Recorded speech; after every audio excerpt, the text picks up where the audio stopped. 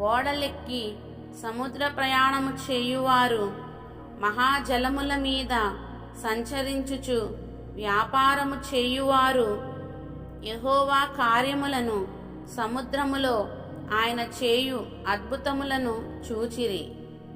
ఆయన సెలవీయగా తుఫాను పుట్టెను, అది దాని తరంగములను పైకెత్తెను. వారు ఆకాశము వరకు ఎక్కుచు అగాధమునకు దిగుచు నుండిరి. శ్రమచేత వారి ప్రాణము కరిగిపోయెను. మత్తులైన వారి వలె వారు ముందుకు వెనుకకు దొర్లుచు ఇటూ అటు తూలుచుండిరి. వారు ఎటూ తోచకయుండిరి. శ్రమకు తాళలేక వారు యెహోవాకు మొరపెట్టిరి. ఆయన వారి ఆపదలలో నుండి వారిని విడిపించెను.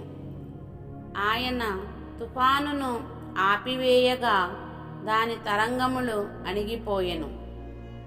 అవి నిమ్మళమైనవని వారు సంతోషించిరి. వారు కోరిన రేవునకు ఆయన వారిని నడిపించెను. ఆయన కృపను బట్టియు నరులకు ఆయన చేయు ఆశ్చర్య కార్యములను బట్టియు వారు యెహోవాకు కృతజ్ఞతాస్తుతులు చెల్లించుదురుగాక.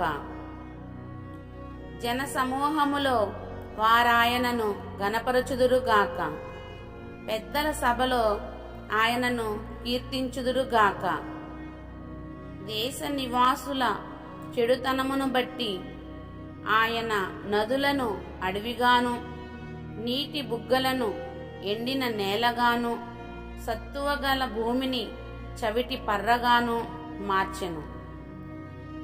అరణ్యమును నీటి మడుగుగాను, ఎండిన నేలను నీటి ఊటలు చోటుగాను ఆయన మార్చి, వారు అచ్చట నివాసపురము ఏర్పరచుకొనున్నట్లును, పొలములో విత్తనములు చల్లి ద్రాక్షతోటలు నాటి వాటి వలన సస్యఫల సమృద్ధి పొందునట్లును ఆయన ఆకలి కొనిన వారిని అచ్చట కాపురముంచెను.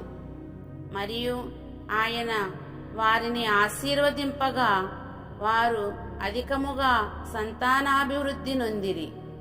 ఆయన వారి పశువులను తగ్గిపోనీయలేదు. వారు బాధ వలనను, ఇబ్బంది వలనను, దుఃఖము వలనను తగ్గిపోయినప్పుడు రాజులను తృణీకరించుచు త్రోవలేని ఎడారిలో వారిని తిరుగులాడజేయువాడు. అట్టి దరిద్రుల బాధను పోగొట్టి వారిని లేవనెత్తెను. వాని వంశమును మందవలే వృద్ధి చేసెను. యథార్థవంతులు దాన్ని చూచి సంతోషించుదురు. మోసగాండ్రందరును మౌనముగా నుందురు.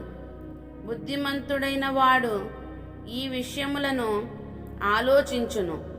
యెహోవా కృపాతిశయములను జనులు తలపోయుదురుగాక. ఆమేన్.